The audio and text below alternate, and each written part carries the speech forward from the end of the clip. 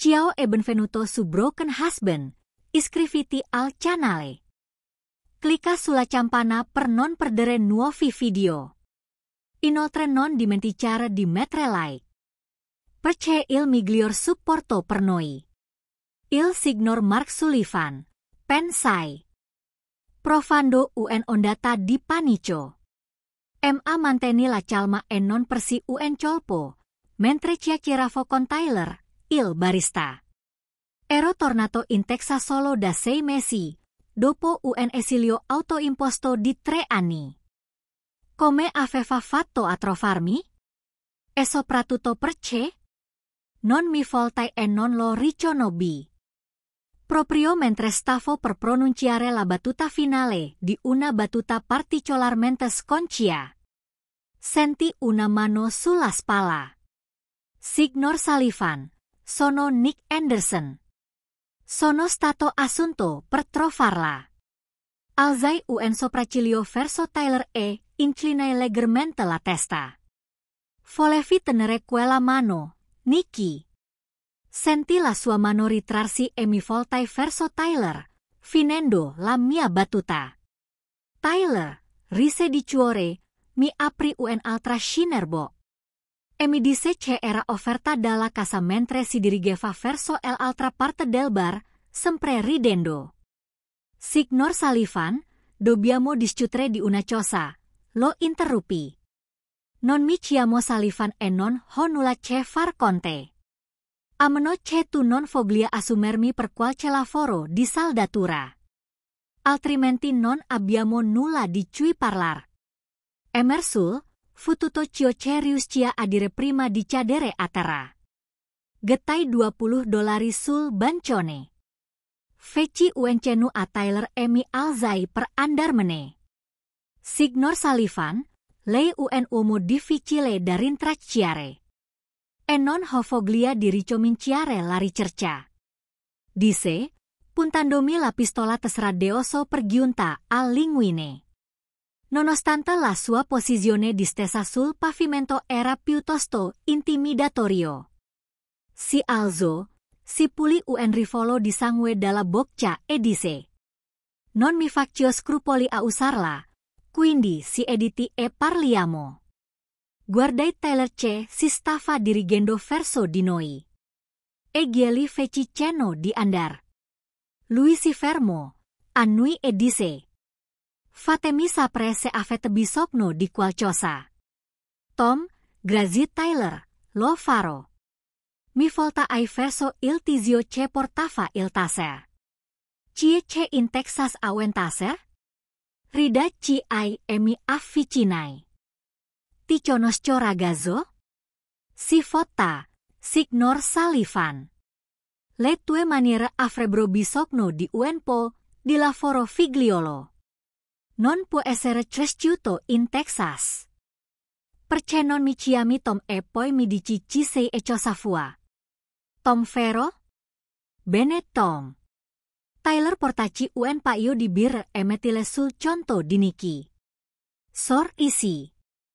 Presi posto nella cabina più vicina e chiesi. Allora, perché non mi dici chi è questo Sullivan? E perché ce l'hai così tanto con lui? Ok Tom, faremo a modo tue, almeno per ora. Il signor David Sullivan era un ricco uomo d'affari di successo di Dalro. Scomparso senza lasciare traccia poco più di 3 anni fa. È sposato con Laura Sullivan e hanno una figlia di 23 anni di nome Emily. Mi chiamo Nick Anderson e sono stato assunto per trovare David Sullivan. E riportarlo a Dallas. Davvero? 3 anni di assenza e nessuna traccia? Che cosa ha a che far con me? Sembra che mi abbiate scambiato per lui. Ma non sono David Sullivan e un uomo d'affari di successo. Mi chiamo Tom Charter. Saldo in contanti, suono la chitarra, male e viaggio. Sono stato meticoloso. Prima di partire ho pagato molto per avere una nuova identità. Da allora mi sono fatto crescere I capelli e la barba. Ho perso circa 10 kg di grasso e ho messo su 10 kg di muscoli. Laura non mi riconoscerebbe nemmeno se le sputasse in faccia. Dovrò verificarlo se la rivedrò. Quando ho lasciato Dallas, ho guidato per 3 giorni verso nord e verso ovest. Ho trovato una roulotte da affittare. Mi sono iscritto a un corso di saldatura presso l'Università locale. E ho iniziato una nuova vita. Mi sono lasciato alle spalle tutto tranne I soldi. Il mio lavoro ben pagato, di case, le auto, le carte di credito, le chiavi. Il cellulare, I vestiti e una moglie bugiarda e traditrice. Comprai una Ford F150 usata. La immatricolai con il mio nuovo nome e andai in un negozio di musica. Dove presi una bellissima Martin Dreadnought usata. Non ho portato con me nient'altro che I vestiti che avevo addosso. Raramente rimanevo in un posto per più di 6 o 8 mesi. Pagavo in contanti. Non avevo carte di credito cellulari, lavoravo in nero. Non presentavo la dichiarazione dei redditi e mi tenevo fuori dai guai. Doveva essere Emily. Non potevo escluderla completamente. Circa 15 o 16 mesi dopo la partenza. Le mandai un email per farle sapere che ero ancora viva. Gliene mandai un'altra prima di ogni trasloco del computer di una biblioteca pubblica. Solo per farle sapere che le volevo bene e che la stavo pensando. Non le ho mai detto dove fossi o perché me ne fossi andato. E ho ignorato le sue domande e su entrambi. Avrebbe potuto ottenere questo da quella strega di sua madre. Merda, merda, merda. Beh, Tom, so gini o Nicky. Come stavo dicendo, poco più di 3 anni fa il signor Sullivan è scomparso. E nessuno sembrava sapere nulla. Per il primo anno circa, la polizia ha indagato. Anche se a mio parere con scarso impegno. E molti hanno sospettato che fosse scappato con un'altra donna. O che fosse stato vittima di un qualche gioco sporco. Da parte della signora Sullivan. Fu un anno difficile per la signora Sullivan. Dal punto di vista personale, professionale e finanziario. Cercò di liquidare alcuni dei loro beni.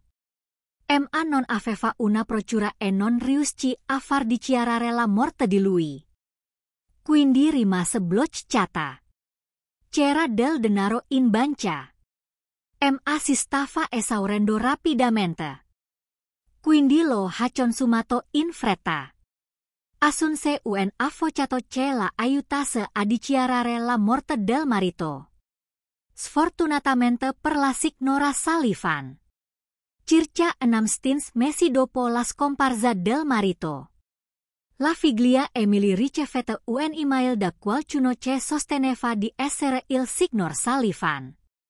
Naturalmente la figlia era felicissima. Ma questo riesce difficile dichiarare il signor Sullivan deceduto. A quel punto la polizia chiuse il caso. E la signora Sullivan si rivolse al mio studio per rintracciare il signor David Sullivan. E riportarlo a Dallas per affrontare le accuse di frode. E aiutarla a ottenere il pieno controllo dei beni con I ugali. Povera cara, disse ridendo. Sembra che sia davvero in difficoltà.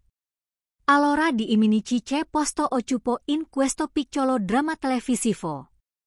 Allora signor Sullivan posso chiamarla David, esordì.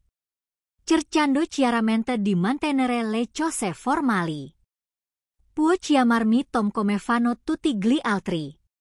Sono autorizzato dallo Stato del Texas. Ascoltarla con la forza David Sullivan. all ufficio dello sceriffo della Contea di Dallas. Per rispondere delle accuse di frode e abbandone. Scopiai a ridere con suo grande disappunto. E un discorso piuttosto lungo per un ragazzino come te, Nicky. La tua storia è chiarina, ma di quale frode stiamo parlando? Quando abbandonare un matrimonio schifoso è diventato un crimine in Texas. E perché lo sceriffo della Contea di Dallas dovrebbe interessare? Quel cane non vuole chiacchierare Nicky. Semai dovessi trovare questo David Sullivan. Dovrei alzare il tiro con le mine. Non mi sembra un pazzo.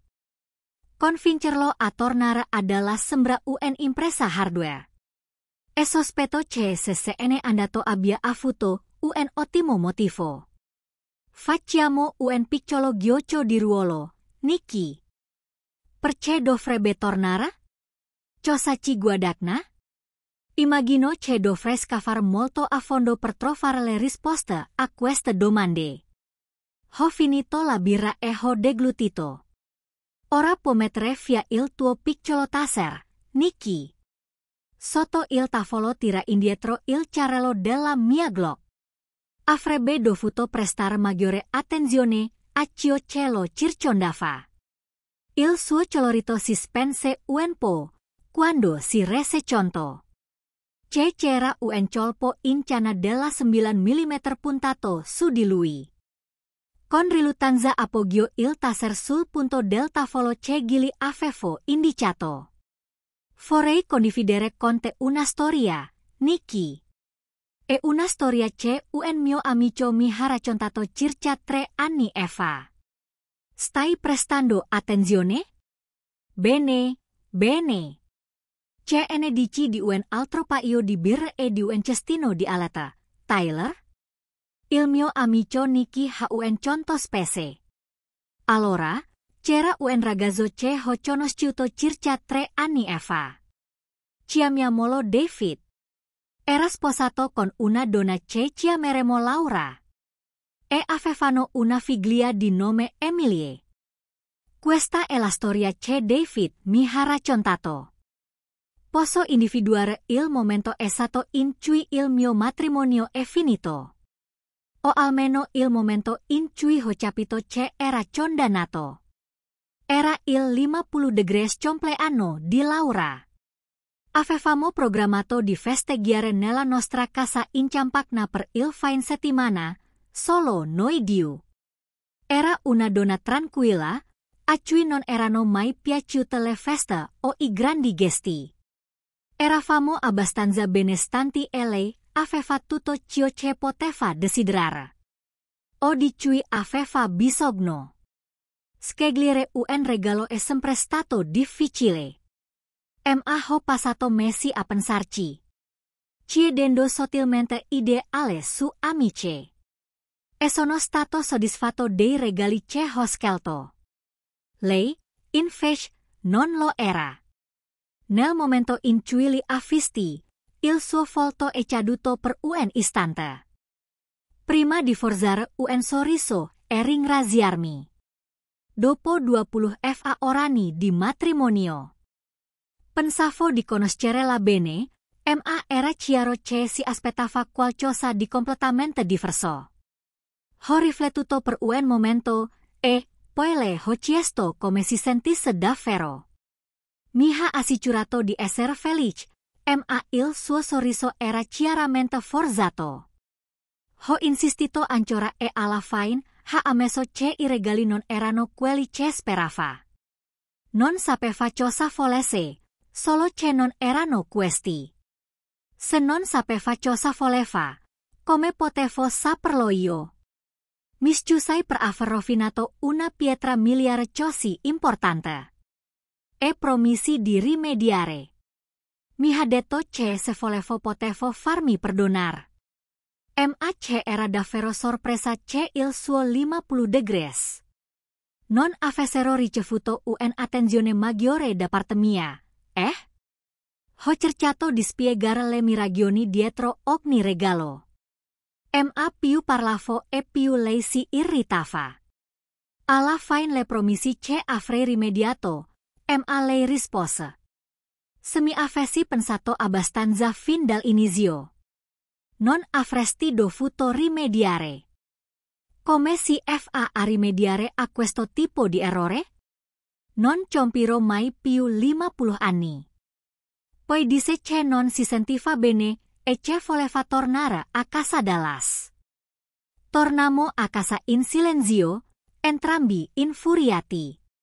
Abbiamo rischiato di non sposarci. Avevamo una relazione a distanza, mentre io ero all'università. Lei era più grande di 3 anni e si era già laureata. Durante una visita sorpresa Laura a tradirmi. Stavamo passeggiando in centro quando un uomo alto e anziano. Probabilmente sui 50 anni. Ci fermò e la abbracciò calorosamente. Laura lo presentò come Paul e, quando mi strinse la mano, sorrise. Quel sorriso fu sufficiente. Mio padre diceva sempre di diffidare degli uomini. Con una stretta di mano debole. Mi è stato subito antipatico. Piacere di conoscerti, Paul. Sei un amico del padre di Laura? Sì. C'era qualcosa di strano, ma non riuscivo a individuarlo. Laura sembrava un po' agitata. E Paul si era comportato in modo compiaciuto. Più tardi, mentre lei era al lavoro, ho fatto delle ricerche e ho scoperto che si frequentavano. Da circa un mese. Ho trovato le loro lettere d'amore. Per l'amore del cielo. Lei non cercava nemmeno di nasconderlo. Avevamo concordato di essere esclusivi. Quando l'ho affrontata, ovviamente ha negato. Erano solo amici. La mandaia quel paese e menandai interrompendo ogni contatto. Non risposi alle sue chiamate, non le risposi e gettai le sue lettere. Direttamente nel cestino senza leggerle. Le sue amiche cominciarono a contattarmi. E io ignorai anche loro. Poi, i miei amici mi hanno implorato di ripensarci. Ho detto loro di farle sapere che ora era libera di scopare. E di sposare suo nonno. Ho una profonda versione per le bugie. Alla fine è venuta a trovarmi, e col tempo. È riuscita a convincermi a darle un'altra possibilità. A città, ma la tenia lungo al guinzaglio. E le dissi chiaramente che se mi avesse tradito di nuovo. Sarebbe stata la fine. 2 anni dopo ci sposamo, ma lei non ammise mai la sua infedeltà. Dopo 11 anni di matrimonio, Laura minacciò di divorziare. Diceva che bevevo troppo, lavoravo troppo, e viaggiavo troppo, e che non era più interessata a condividere la sua vita con me. Abbiamo discusso animatamente. Le dissi che non potevo ridurre i viaggi. Ma che potevo alleggerire il lavoro e limitare decisamente l'alcol. La pregai di pensare alla nostra giovane figlia, Emilie. Alla fine accettò, ma concedere restrizioni. E iniziò a separare le nostre finanze e le nostre fight. Disse che si stava solo preparando all'inevitabile. Mi lamentai del fatto che non sembrava volesse davvero lavorare sul nostro matrimonio. E lei si limitò a scrollare le spalle e a lasciare la stanza. Ero determinato a far funzionare le cose. E nei 2 anni successivi si ammorbidì. Soprattutto perché iniziai a guadagnare molto più di lei. Tanto da pagare più tasse di quanto lei guadagnasse in un anno. Le finanze separate hanno funzionato a mio favore. Permettendomi di perseguire i miei interessi. senza bisogno del suo contributo. Ho comprato un paio di moto. Una grande barca a vela. Ho preso lezioni di volo e ho comprato un Cessna. Ho indossato abiti firmati e guidato un BMW ultimo modello. Ho comprato una seconda casa in Campagna. Un ritiro di 50 per il fine settimana. Il tutto senza alcun aiuto finanziario da parte sua. Ho sempre contribuito per primo alla casa. Ho pagato tutte le faccende della famiglia. Eppure lei voleva di più. Così si è allentata. Non sono convinto che ci siamo mai veramente ripresi da quella prova. 2 anni e fa sono stato vicino al divorzio. Nel corso degli anni, Laura era diventata sempre più combattiva, trasformandosi in una bisbetticcia. Mentre io mi sentivo un suo dipendente. Facevamo sesso raramente. Forse 2 volte all'anno. E quando lo facevamo sembrava che stessimo solo grattando un prurito. Non c'era intimità, non c'era amore. Sospettavo che mi avesse tradito nel corso degli anni. Anche se non avevo prove. Non credo che avesse relazioni a lungo termine. Solo molte avventure di una notte durante i suoi viaggi di lavoro. Era diventata abile a tradire e a nasconderlo. Nostra figlia era appena partita per il college. E una sera dopo, un attacco pubblico particolarmente sgradevole al mio carattere. E alla mia attrattiva. E ne ho avuto abbastanza. Le ho dato un ultimatum. O lavoriamo per diventare una coppia più forte e affettuosa. Con una migliore comunicazione e una vita sessuale appagante. O le nostre strade si separano. Non volevo continuare a vivere come semplici tolleranti della presenza dell'altro. Ho dovuto persino farle notificare i documenti per il divorzio prima. Che accettasse di parlare. Discutemmo per giorni. E fu la prima vera comunicazione che avevamo da anni. Con mia sorpresa non voleva il divorzio. Gli allo dissi, e lei promise che avrebbe ripreso la relazione. E lavorato sulla sua parte di matrimonio. Era scettico, pensavo che fosse più interessata ai miei soldi. Ma la amavo e alla fine ho ceduto. Abbiamo concordato nuove regole per la nostra relazione. E ci siamo messi a sistemare il nostro matrimonio. Ho preso il comando e lo spinta. E mentre lei sembrava contenta di seguirmi. Mi sembrava di guidare Miss Daisy. Lei era sul sedile posteriore. A godersi il paesaggio mentre io facevo tutto il lavoro pesante.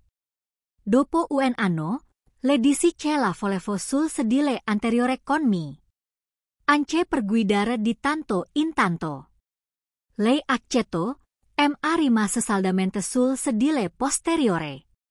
Aveva il suo elenco di lamentele che io ascoltavo. E cercavo di risolvere. Le volevo bene e, anche se raramente iniziava a migliorar. Partecipava a tutto ciò che le suggerivo. Le cose migliorarono. Comunicavamo meglio e facevamo sesso più frequente e gratificante. Circa 2 volte a settimana, a volte di più. Anche se non era così avventurosa come all'inizio del nostro matrimonio. Accettava di provare cose nuove e sembrava soddisfatta. Mi rilasai un po', eravamo soddisfatti. Ma sapevo che lei si stava ancora trattenendo. Erano passate settimane dal suo 50 degrees compleanno. E il calore tra noi sembrava essersi raffreddato. Il suo affetto si stava fievolendo e il sesso cominciava a diminuire. Quando chiesi spiegazioni all'Aura. Di della colpa allo stress lavorativo e pramesce le cose sarebbero tornate alla normalità. Una volta che I suoi impegni si fossero calmati. Ma non fu così, aveva sempre lavorato a lungo su progetti. Quindi all'inizio non trovava armantile sui noti in bianco. Ma presto mi resi conto che era più eccessiva del solito. E che passavo più fine settimana da solo nella nostra casa di Campagna. Lei aveva sempre una scusa plausibile. Così decisi di aspettare ancora un po'. Nelle 6 settimane successive. Facciamo sesso solo 2 volte. Entrambe su mia insistenza. E anche in quel caso mi sembrò che lo stesse semplicemente tollerando. Subito dopo una sessione di amore, alla quale ha partecipato a malapena, l'aura si è girata e si è addormentata. In un'altra occasione uscì semplicemente dalla stanza. La sera e nei fine settimana faceva di tutto per evitarmi. Quando l'evitamento era impossibile o difficile. Nel migliore dei casi sembrava annoiata e più spesso del tutto irritata. Riconobbi questo schema. La bisbeticcia era tornata. Parte del lavoro che avevamo fatto nel nostro matrimonio negli ultimi 2 anni consisteva nel comunicare I problemi prima che degenerassero in vere e proprie liti. Se litigavamo, cercavamo di essere più costruttivi e meno personali nei nostri conflitti. Ci siamo sforzati di risolvere I problemi con calma, cercando sempre di capire il punto di vista dell'altro. Non tolleravamo scuse, evitamenti o scaricabarile. Ci siamo concentrati sul riconoscimento dei sentimenti dell'altro e sulla affrontare direttamente le sue preoccupazioni. Quando ho affrontato l'aura riguardo ai suoi impegni, alla mancanza di affetto e alla nostra vita sessuale in calo, si è rifiutata di parlarne. Per un paio di giorni mi ha respinto ripetutamente. E quando le ho fatto notare che non stava seguendo le regole, che avevamo concordato, mi ha detto di ficcare le regole dove non batte il sole e di lasciarla in pace.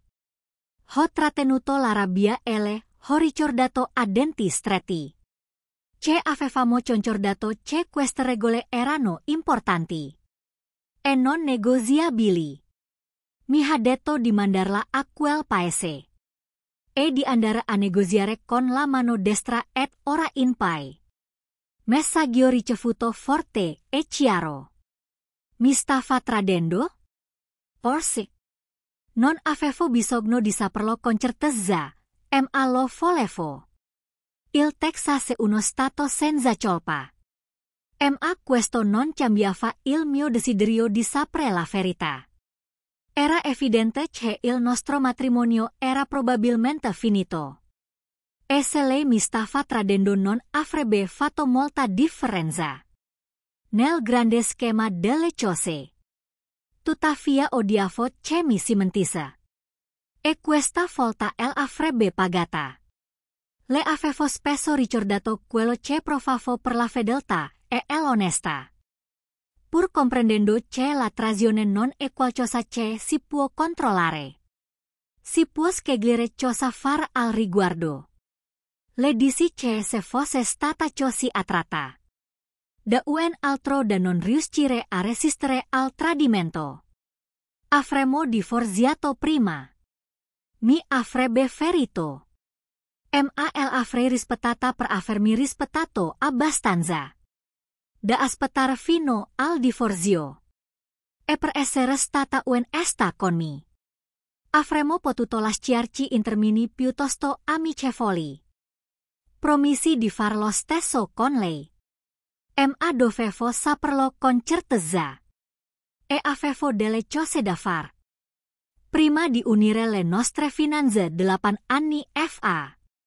Avevo meso da parte UNPO di denaro. In uen conto di investimento separato.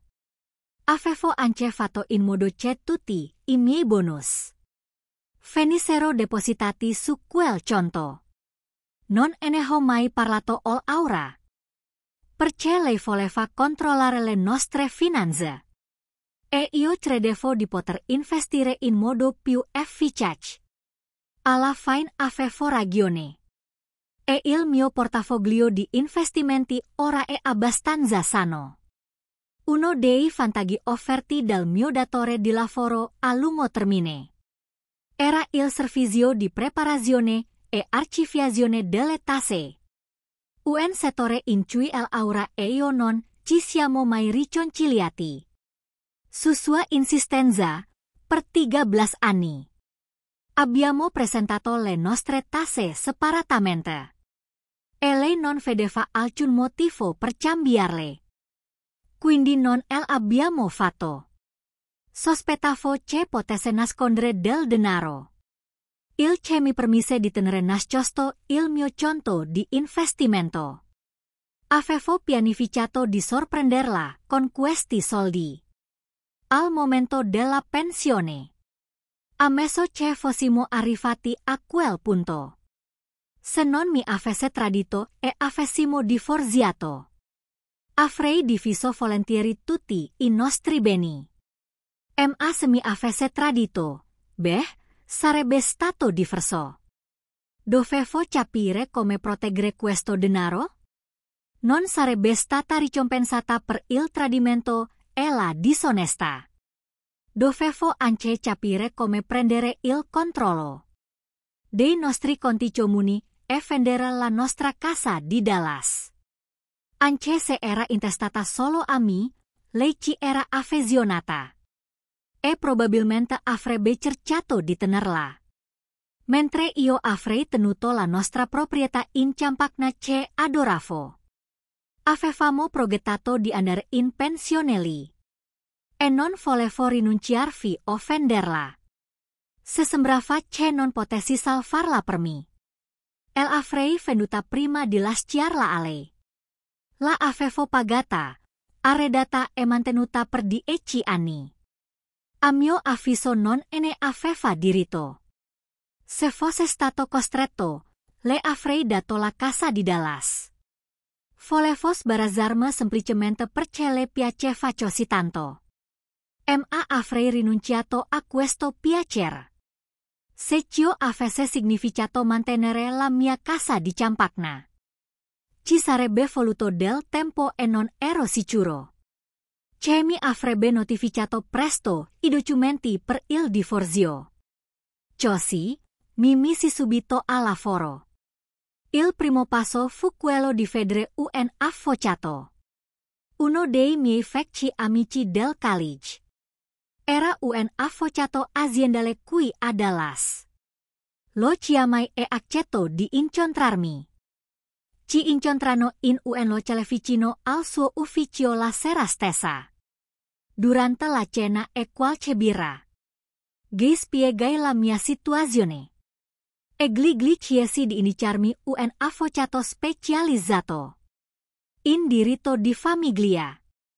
Oltre che di esprimere le sue opinioni personali e legali sulla mia situazione. Il suo parere legale è stato rassicurante. In sostanza, mi trovavo in una situazione difficile. Se avessi divorziato, non c'era modo di proteggere i miei beni da lei almeno non legalmente. Nonostante la rete di buoni ragazzi del Texas disapprovase le mogli traditrici. Il divorzio senza colpa significava che avrei potuto finire con una divisione al 50%. E un piccolo pagamento di alimenti all aura. Indipendentemente da chi avessi fatto cosa. Se lei mi avessi tradito. Sarebbe stata una situazione senza colpa. Le avrei dato metà di tutto. E le avrei permesso di trasferire in suo ragazzo a casa mia. Mentre io le avrei pagato gli alimenti. Mi consiglio dal punto di vista legale di non far nulla per il momento. Mi ha detto non divorziare, cambia l'equazione. Scopri, se ti tradisce lo FAA. Mandala a quel paese. Manda a quel paese il suo ragazzo. E porta con te tutto quello che può. Lasciarle pagare il conto del divorzio. E cercare di recuperare tutto ciò che avevo portato con me. Il mio avvocato mi indirizzo a un formidabile avvocato specializzato in diritto di famiglia. Di cui la stessa avrebbe diffidato in caso di divorzio. Il piano B fu messo in moto. Il treno dei guadagni per Laura stava per finire. Treno dei ha continuato a evitarmi e io lo lasciata far. Smisi di cederle dei suoi impegni. Dei fine settimana o della nostra vita sessuale in calo. Sembrava che interpretasse il mio silenzio come una vittoria. Come se avessi semplicemente accettato la nostra nuova realtà. Ora trascorrevo la maggior parte del tempo nella nostra casa di Campagna, vedendola raramente. Cosa che sembrava farle piacere. Il mio nuovo avvocato divorzista mi aiutò ad aggiornare il mio testamento e le mie polizze assicurative. E mi suggerì anche di assumere un investigatore privato. Come ha detto lei, il Texas sarà anche uno stato senza colpa. Ma non c'è niente di meglio che avere una piccola prova visiva per spingere una trattativa nella giusta direzione. Ero d'accordo. Mi consiglio un Expolizio 8. Che gestiva una agenzia investigativa di successo. E lo fece contattare dalla sua assistente. Per fissare un appuntamento. Mi incontro il pomeriggio stesso. Optai per il pacchetto dell'Ax. E fece capolare le nostre fight con audio e video. In pochi giorni avevano raccolto dettagli succi. Quando e per quanto tempo? E stavano lavorando per ottenere prove video che il mio avvocato riteneva utili. In caso di divorzio. Una settimana dopo. Ho rivisto il filmato. Ero più devastato di quanto avessi previsto. Il sesso non sembrava eccezionale. Il suo amante non era più dotato di me. E né più in forma. Non aveva tecniche superiori. E non era riuscito a portarla al ciumine. Per la maggior parte del tempo. Con lui non faceva nulla. Che non avessi già fatto con me. La cosa più dolorosa era sentire lui che mi sminuiva verbalmente. E lei che partecipava con entusiasmo. Suggerì persino di usare il mio letto per il loro prossimo incontro. Cosa che fecero? Discussero su come gestire la mancanza di sesso tra noi, con lui che propose l'idea di tagliarmi fuori. Che lei aveva abbracciato il pensiero che lui si esitasse. O l'idea che io la facessi godere. Dopo essere stato con lei. Li esitava molto. Non riconoscevo questa donna. E mi chiedevo se l'avessi mai riconosciuta veramente. Mi sentivo vuota. Sapere dell'infedeltà del proprio coniuge. E assistervi realmente. Sono due cose diverse. Non avevo più voglia di lottare. Ho sigillato le prove video. E le ho consegnate al mio avvocato. Con l'ordine di consegnarle a mia figlia in caso di morte. paga in anticipo la reta universitaria. Di Emili fino alla laurea. Attingendo al nostro conto. Di risparmio comune. E poi liquidai il mio conto di investimento. Avevo pianificato di vivere con i proventi dei miei investimenti, che mi avrebbero mantenuto comodamente per anni. Il nostro conto di risparmio comune era ormai gravemente esaurito. 2 settimane dopo, guardai la casa per l'ultima volta. Sospirai e feci pace con la mia decisione. Lasciai le chiavi, il cellulare e il portafoglio sulla scrivania dell'ingresso, dove li avevo sempre lasciati. Mi tolsi la fede e la misi sul cuscino di quello che era il mio lato del letto. Lasciai che se lo chiudesse. Poi uscì. Non parlai con nessuno e non lasciai il lettere. Uscì dalla porta di ingresso, senza preoccuparmi di chiuderla. Salì sul mio nuovo pick-up e me ne andai. 2 settimane dopo, un uomo di 40 anni, sposato e padre di 3 figli, è stato aggredito e picchiato selvaggiamente fuori da un motel 6. Che stronzo da 4 soldi. Avrebbe ripreso a camminare. Ma non per un po'. E anche in quel caso, con una marciata zoppia.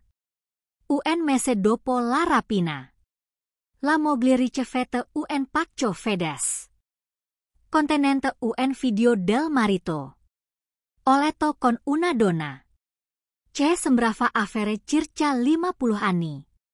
So che divorziarono nel giro di un anno. E lui rimase al verde. Dopo la partenza, ho guidato senza meta per 3 giorni. Non avevo un vero e proprio piano. Un giorno mi sono fermato a pranzo in una piccola città e ho deciso di fermarmi per un po'.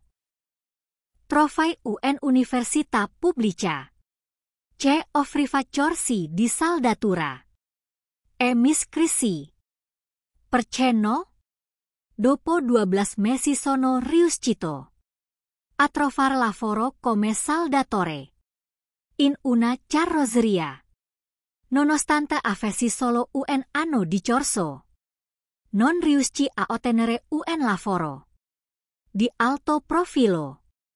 Ma trovai molte persone disposte a pagare in contanti per i miei servizi, che erano più economici di quelli di un saldatore certificato. La maggior parte dei saldatori non era interessata ai piccoli lavori che accettavo. Mi sono divertito a lavorare lì per altri 4 mesi, prima di decidere che era ora di andare avanti. Nei 2 anni successivi, viagai per il paese, fermandomi in piccole città per lavorare e, occasionalmente, per scopare. Per la prima volta dopo anni, mi stavo divertendo. Odiavo il mio lavoro a Dallas. I soldi erano fantastici. E, sebbene avessi un talento naturale ed eccellessi in quel lavoro, alzarmi ogni mattina per affrontarlo era una lotta quotidiana. Lo facevo per la mia famiglia. Laura se lo aspettava ed Emily se lo meritava. Laura amava i soldi che le permettevano di far la santa nel suo lavoro, senza scopo di lucro, pagata noccioline, per aiutare gli altri. In realtà, L'organizzazione per cui lavorava era composta per lo più da mogli di ricchi uomini. Da vari che volevano farsi vedere, mentre facevano qualcosa. I loro eventi di raccolta fondi erano coperti dal giornale mondano locale e gli abiti indossati dal personale costavano più di quanto la maggior parte dei mecenati guadagnasse in un anno di duro lavoro. Era patetico e la maggior parte del denaro raccolto andava a finanziare l'evento di beneficenza successivo, contribuendo solo a far sentire il personale meglio con se stesso. Avevo passato anni a sgobbare in un lavoro che detestavo, tutto per il bene della mia famiglia, perché era quello che ci si aspettava da me. Quando finalmente me ne andai, giurai che da quel momento in poi avrei fatto solo cose per me stesso. Nei 3 anni successivi sono andato oltre con molte donne. Mi divertivo e speravo che anche loro si divertissero. Ma mi concentravo su di me. Non volevo sistemarmi. Se qualcuna diventava troppo appicciciosa o difficile, la lasciavo andare. Volevo incontri occasionali, non un amico o un anima gemella. Da allora non mi sono più guardato indietro e non intendo farlo. Non ho idea di cosa ne sia stato di Laura, della casa o dei 50 in Campagna. E non mi interessa ascolto il suo percorso di vita. Se felice della sua decisione, posso accettarlo. Spero segretamente che sia infelice e al verde. Ma non farò di tutto perché ciò accada. Mi piacerebbe rivedermi a figlia un giorno. Ma solo se mi promette di non farlo sapere all'aura. Finora questa promessa è stata difficile da far per lei. Continuo a sperare. Da quanto ho capito, Nicky, il mio amico, ora è felice. Si è lasciato alle spalle traditore e un lavoro miserabile e non pensa alla sua ex moglie. Perché dovrebbe tornare indietro? Perché dovrebbe sottoporsi di nuovo all'agonia solo per essere di nuovo infelice? Per me non ha senso. È felice, sano e riccio in tutti gli aspetti. Che contano sua moglie e il loro matrimonio lo hanno reso infelice.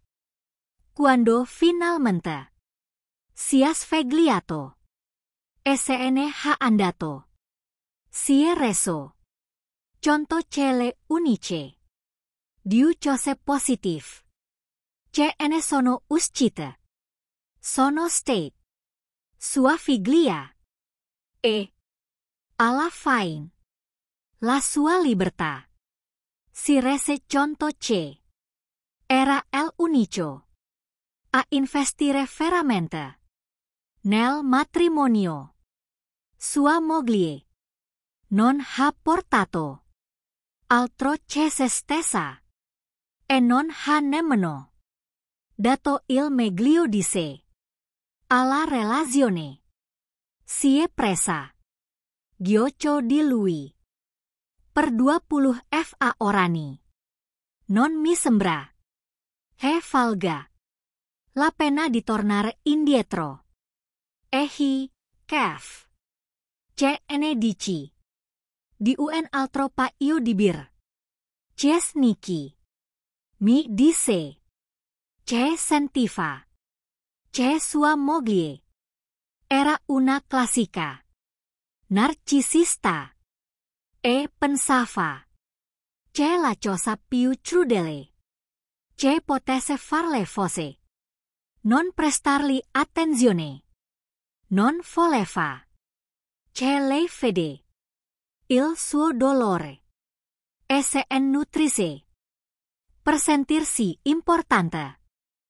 L'indifferenza. Era la chiave. Credeva.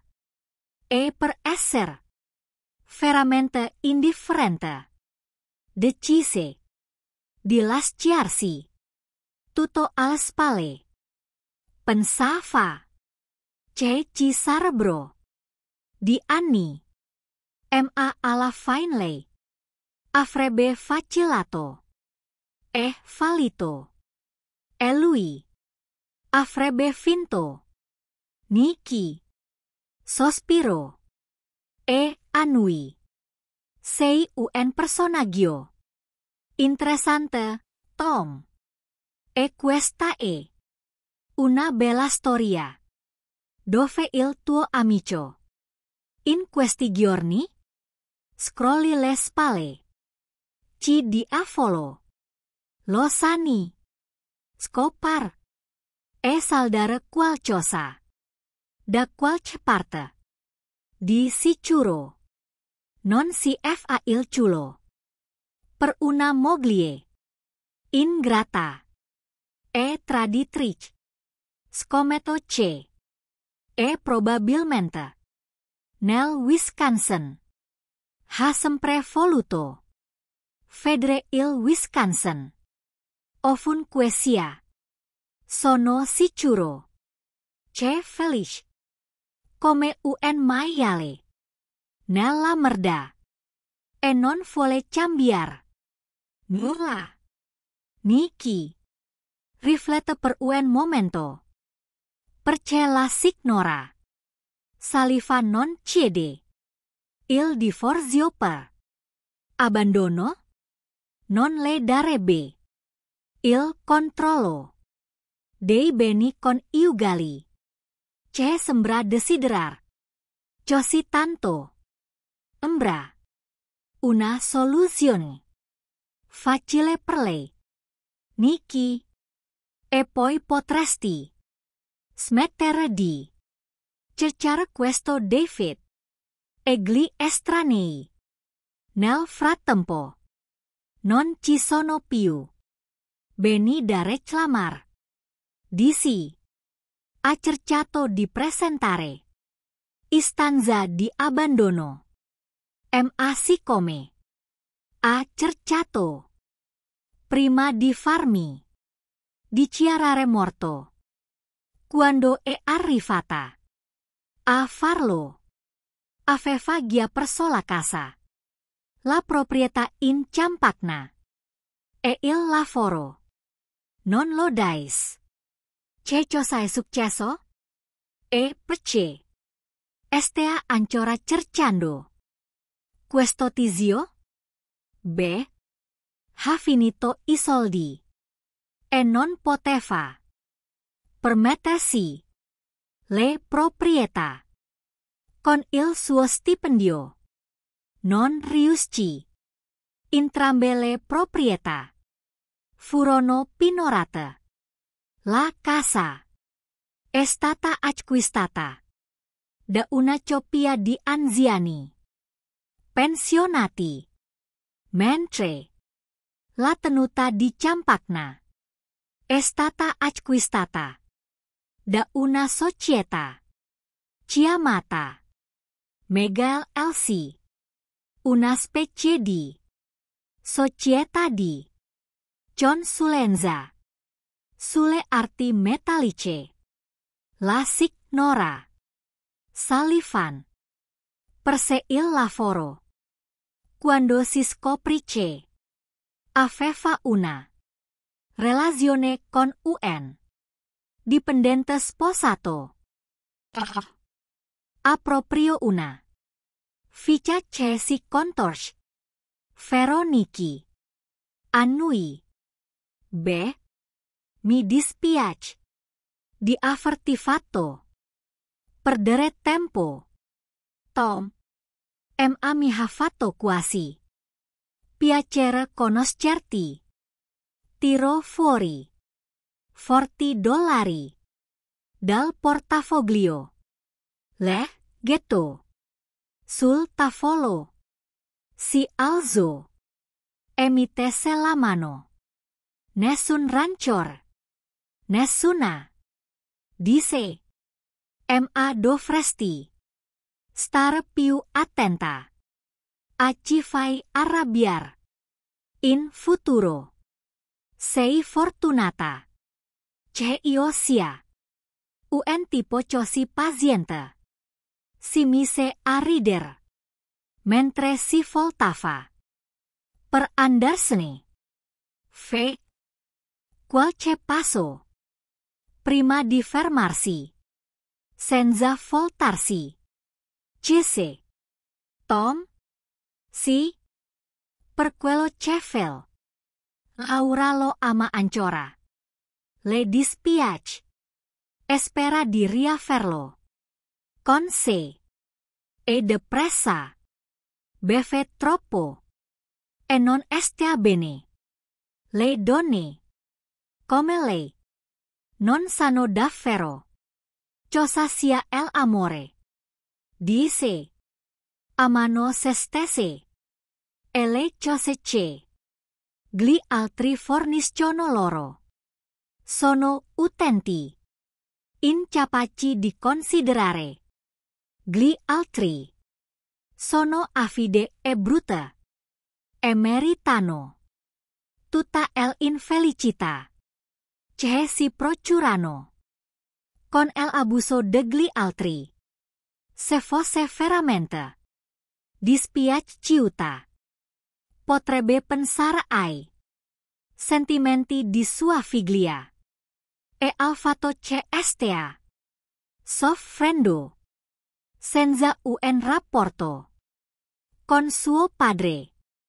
Potrebbe riflettere su ciò che ha fatto, passare a suo marito e lasciarlo in pace. Non lo merita. Non vuole riconoscerlo nel suo mondo di storto. Lei è il centro dell'universo. La realtà, la responsabilità, l'amore, il rispetto e l'onestà valgono solo e si adattano ai suoi scopi. Lui e sua figlia meritano di meglio. Non crede, ni ci si voltò lentamente verso di me. David. Sì, mai. Il Wisconsin. È freddo di inverno. So che Emilie lo adora. Forse la mega. Elsie dovrebbe trasferire la sua sede a Racine. Grazie, mai. Potrebbero proprio farlo. Poco dopo, Emily conosce suo padre. Quanto Aura e ancora alla ricerca del marito perduto. David o dei suoi soldi a seconda di ci trova. Per primo